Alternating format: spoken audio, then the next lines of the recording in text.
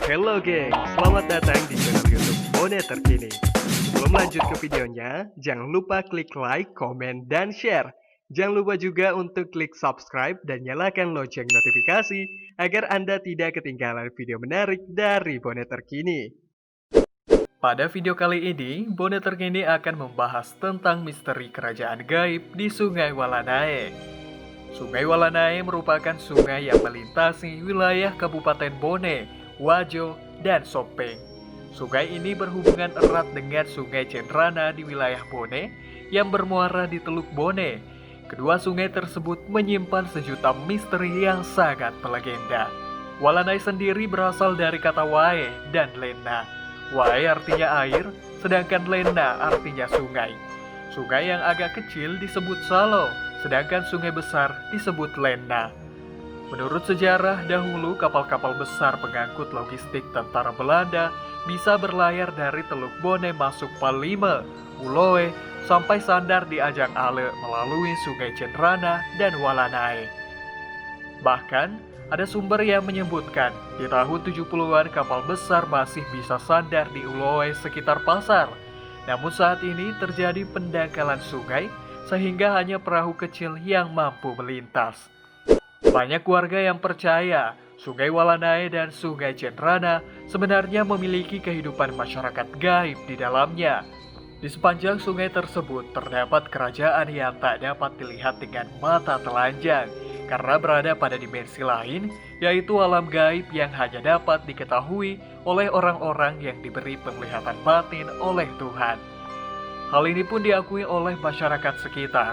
Tak jarang mereka memberikan penghormatan kepada para penghuni kerajaan dengan melakukan ritual-ritual tertentu apabila akan melakukan suatu hajatan. Berdasarkan informasi bahwa penampakan para pembesar kerajaan itu berwujud buaya dan sering disaksikan oleh orang-orang sekitar. Namun itu diyakini oleh beberapa orang dengan ilmu gaib hanyalah sebagai penampakan, bukan wujud sebenarnya. Karena mereka adalah makhluk gaib dari kalangan jin yang memiliki tubuh gaib yang tak kasat mata. Jadi bentuk buaya yang sering mereka lihat adalah piaraan atau kendaraan mereka di sungai, seperti pada manusia yang memiliki kuda untuk alat transportasi. Namun ada pula yang beranggapan bahwa untuk berinteraksi dengan manusia atau sifatnya yang material, mereka butuh wadah atau sarana berinteraksi. Bisa jadi wujud buaya inilah yang dipilih sebagai wadahnya.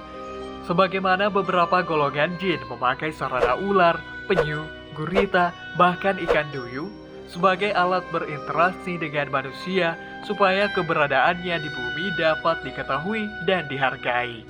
Dari cerita warga setempat, adapun susunan pemerintahan kerajaan gaib di kedua sungai tersebut adalah sebagai berikut. Puang Nipa-Nipa yang merupakan raja di Sungai Walanae dan Cenranae, tempatnya di daerah Nipa-Nipa, Palime. Kemunculannya kerap bertiga dengan permaisurinya serta salah satu anak perempuannya. Konon kesaktiannya adalah apabila ia ingin mengambil orang yang bersalah, walaupun berada di atas gunung, akan ditariknya hingga ke sungai. Puang Sumpang Opo, jabatannya sebagai penasihat kerajaan. Tempatnya di bawah jembatan Sumpang Opo, perbatasan Kabupaten Bone dan Wajo. Adapun ciri-cirinya, kulitnya agak gelap dan matanya agak picak seperti katarak. Puang Lagelang, jabatannya sebagai Perdana Menteri Kerajaan. Tempatnya di sepanjang Sungai Walanae dan Cenranae. Ciri-ciri tubuhnya berwarna kekuning-kuningan.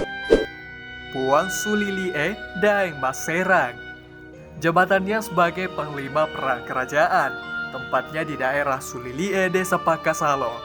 Ciri-ciri tubuhnya agak gelap dan memiliki tubuh yang sangat besar seperti kapal kayu.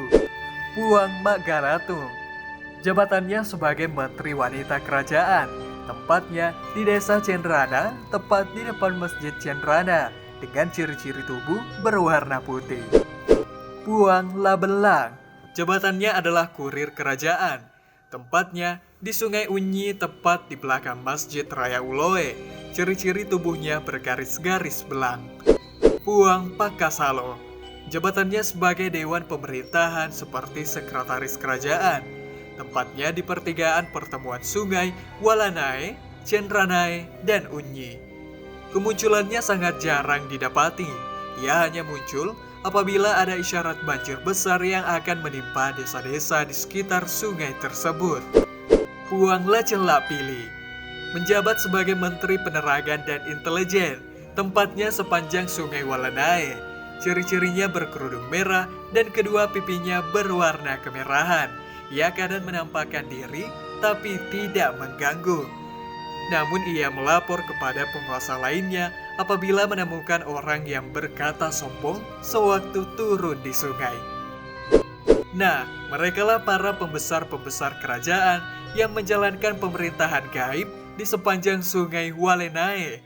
Benar atau tidaknya hal tersebut, kita serahkan kepada Sang Pencipta yang Maha Tahu atas segala hal. Demikian video tentang misteri kerajaan gaib di sungai Walanae. Jangan lupa klik like, komen, dan share jika menurut kalian video ini bermanfaat. Terima kasih, sampai jumpa di video selanjutnya.